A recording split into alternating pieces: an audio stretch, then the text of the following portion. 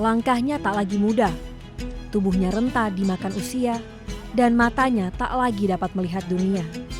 Namun di balik keterbatasannya, ada cahaya iman yang menuntunnya hingga ke tanah suci.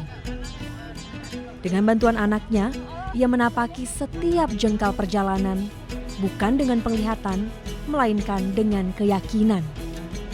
Mbah Sarjo, 71 tahun, menapakkan kakinya dengan satu niat sederhana, yakni menyempurnakan rukun Islam sebagai bekal menghadap Allah kelak.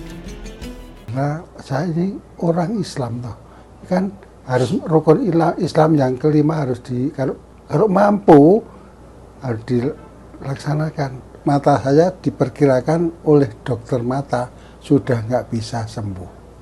Jadi saya ingin ibadahkan yang untuk sangu saya besok. Demi memenuhi panggilan ke Baitullah, Mbah Sarjo menjual kebun yang selama ini menjadi salah satu sandaran hidupnya. Bukan hanya untuk dirinya, tetapi ia mendaftar haji berikut anak dan istrinya. Kisah ini menjadi pengingat bahwa dalam keterbatasan selalu ada kekuatan. Dari Madinah, Arab Saudi, Eti Juitasari melaporkan.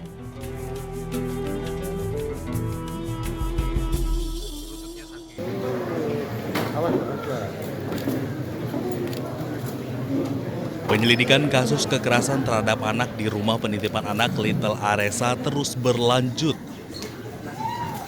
Polisi menunjukkan sejumlah barang bukti seperti kain bedong, spray, selendang, termasuk matras anak yang digunakan dalam tindakan kekerasan.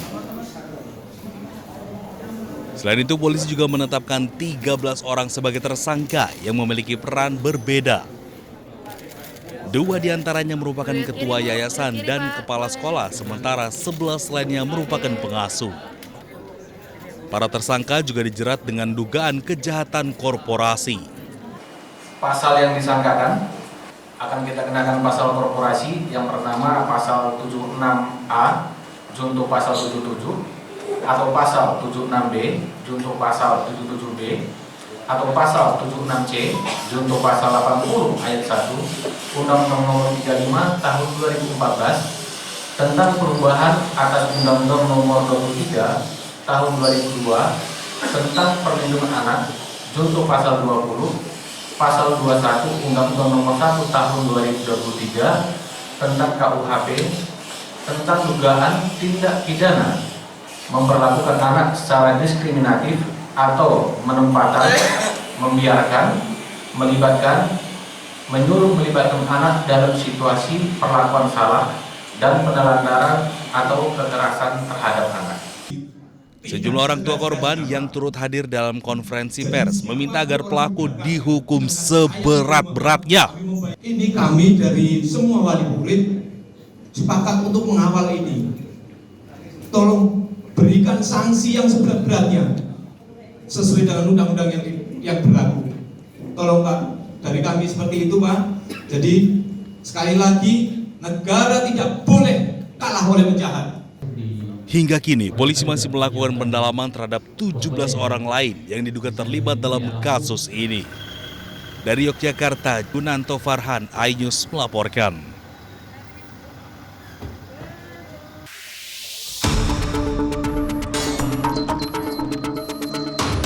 Salah satu tempat penitipan anak daycare sekaligus PAUD yang terkena sidak Dinas Pendidikan Kabupaten Sleman, Yogyakarta berada di kawasan Kronggahan, Kelurahan Trihanggo, Gamping, Yogyakarta.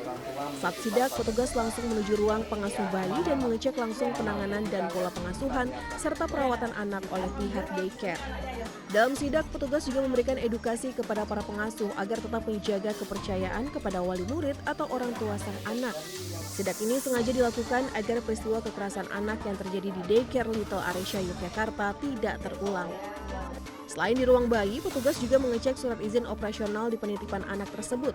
Meski sudah mengantongi izin, namun ada beberapa penitipan yang ada di Kabupaten Sleman belum mengantongi izin.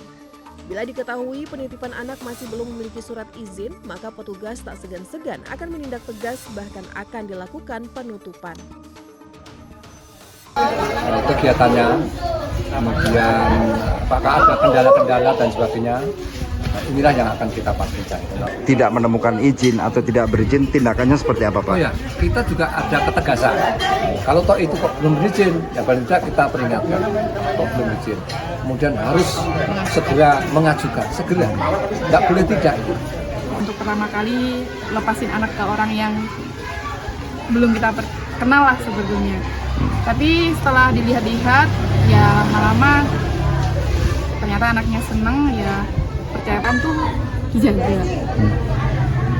Orang tua tuh menjaga anaknya tuh semaksimal mungkin, tapi ternyata di tangan orang lain tuh diperlakukan itu sakit gitu. Nggak ngalamin, tapi baca berita kemarin tuh Sebelumnya, sebuah tempat penitipan anak daycare di Umbul Harjo, Kota Yogyakarta viral di media sosial. Peristiwa itu mencuat setelah diduga adanya tindak kekerasan dan perlakuan tidak manusiawi terhadap anak-anak yang dititipkan di lokasi tersebut.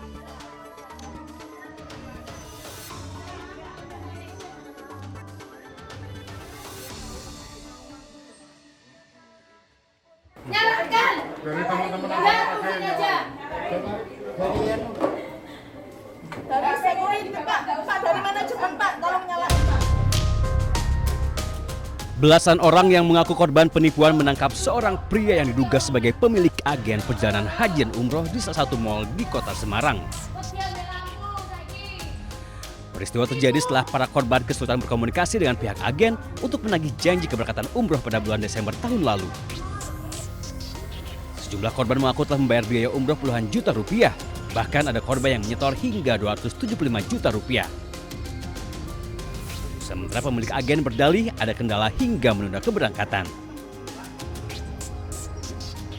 Harusnya tanggal 5 Januari, saya sudah melakukan pelunasan di bulan Desember.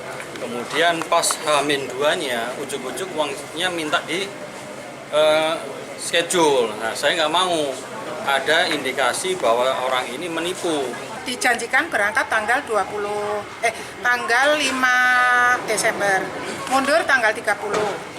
Terus mundur lagi tanggal 5 Januari. Nah, saya berdua dengan adik saya 46 juta, tapi baru dikembalikan 25 juta.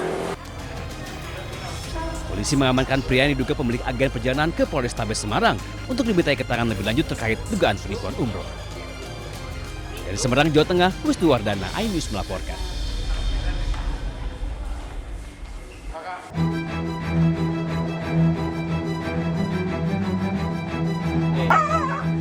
Tiga penghuni rumah, nenek, anak, dan cucu menjadi korban gigitan anjing peliharaan sendiri di Kampung Mojosari, Kelurahan Sragen Kulon, Kabupaten Sragen, Jawa Tengah.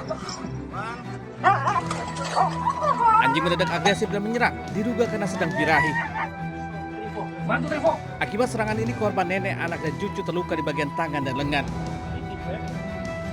Petugas PMI Public Safety Center 119 pemadam kebakaran dan relawan SAR kemudian mengevakuasi hewan tersebut. Proses penangkapan berlangsung dramatis karena dua petugas ikut menjadi korban gigitan.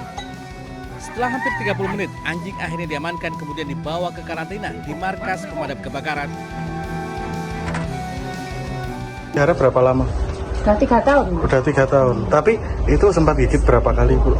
Sering, Mas. Tapi ya nggak apa-apa, cuman... Ini sampai parah ya? Iya, ini yang digigit siapa aja, Bu? 3 orang kok, Mas. Oh, yang digigit siapa aja, Bu? Saya, anak saya, cucu saya. Pasca insiden itu, 3 warga dan 2 petugas telah dibawa ke RSUD Dr. Suhadi, Prijonegoro, Sragen untuk mendapatkan penanganan medis dan suntikan anti rabies. Dari Sragen, Jawa Tengah, Joko Pirosa, iNews melaporkan.